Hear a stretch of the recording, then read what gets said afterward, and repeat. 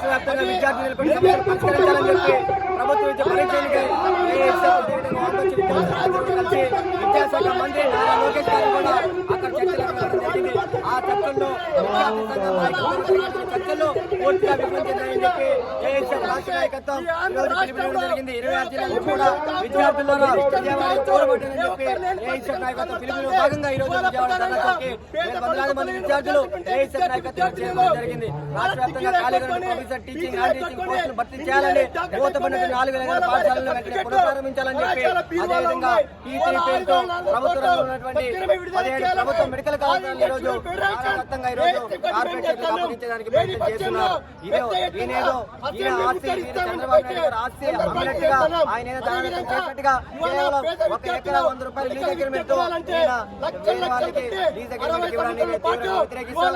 ప్రభుత్వంలో కొనసాగిస్తామని చెప్పి కూడా ఈ సందర్భంగా ఎన్డీఏ కూటమి తెలియజేస్తున్నామని 60 సంవత్సరాల పాటు